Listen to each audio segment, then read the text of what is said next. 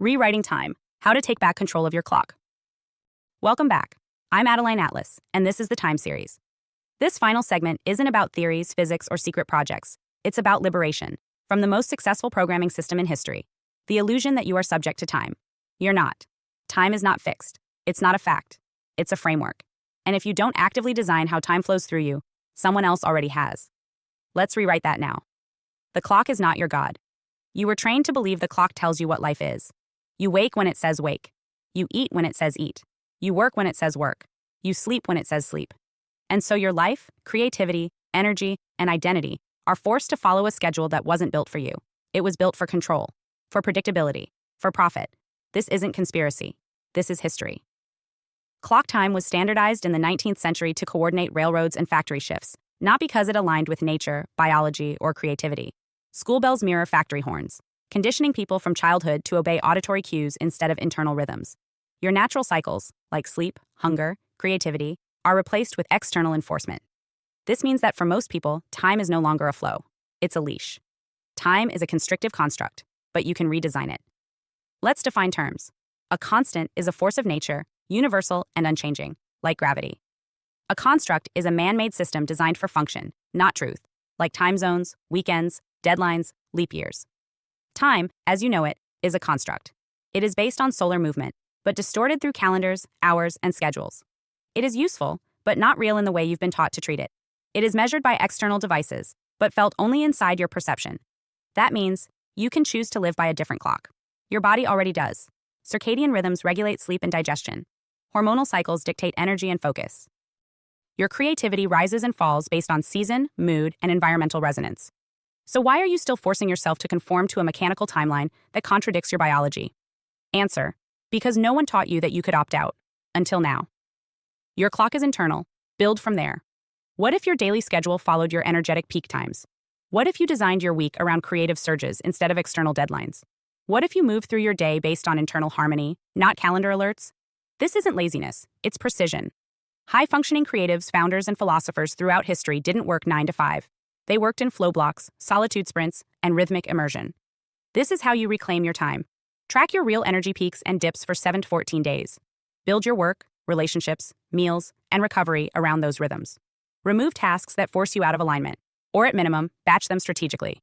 Use music, scent, and light to trigger time transitions, not clocks or alarms. Practice cadence-based living instead of clock-based management. You'll notice time expands, flow increases, exhaustion drops, and life feels more like yours again. Romanticizing the past is proof. You can recode time. Here's something nobody talks about. Why does the past feel so magical? Not because it was better, but because you've edited it. Your brain naturally deletes pain and amplifies nostalgia, a phenomenon called rosy retrospection. You remember only the best parts, feel them vividly, and carry that emotional frequency into your current mood. But here's the twist. If you can bring the emotional signature of the past into the present, then you can do the same thing with the future. Visualization, when done emotionally and vividly, is future nostalgia in reverse. It trains your system to feel a memory before it happens, just like you feel the past after it ends. That means the emotional power of the past can be reverse engineered into your future. You can romanticize what's coming as vividly as you romanticize what's gone. And in doing so, you literally pull the future toward you faster, because your nervous system will start behaving like it already arrived. Time constraints are emotional, not structural. We all say the same thing. I don't have enough time. But let's reframe. I don't have enough time usually means I feel scattered. I feel behind usually means I'm comparing myself to someone else's timeline. I can't finish this often means I haven't cleared the energy leaks in my schedule. In short, most time stress is emotional residue from trying to live in an artificial cadence. You're not broken, your schedule is. To regain freedom, audit your time not by task, but by emotional state. How do you feel before, during, and after? Cut anything that creates fatigue disproportionate to its output. Create open windows in your week where nothing is scheduled. These are not gaps, they are portals. Because guess what? The future needs space to land. You can edit the past. And if you can edit the past. We've talked about this already, but let's say it plainly.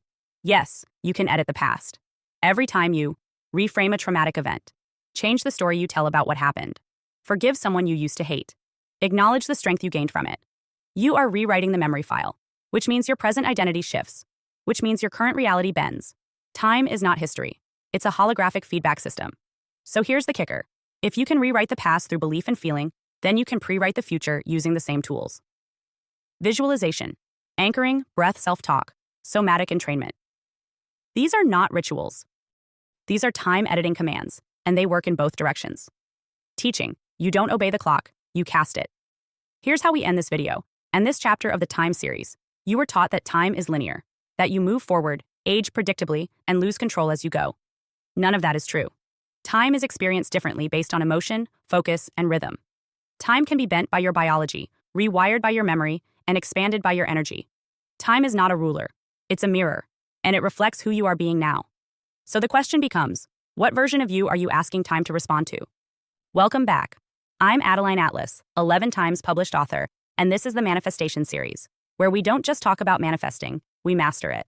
Because let's be honest, manifestation has been watered down, reduced to vague quotes, mood boards, and empty promises. But you didn't come here to wish. You came here to build a reality that hits different. A reality that responds to your frequency, your language, your alignment, and your decision to stop playing small. This series is not fluff. It's physics, frequency, and fierce creative power.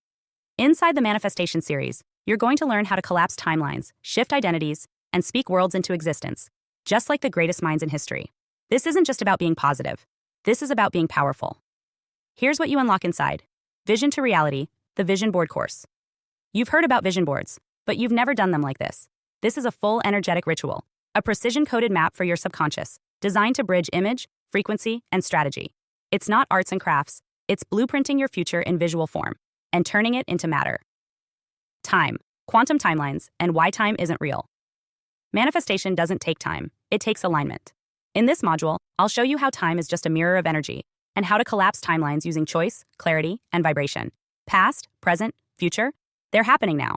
And when you know how to navigate time quantum style, you stop waiting and start receiving. Quantum jumping, instantly up level.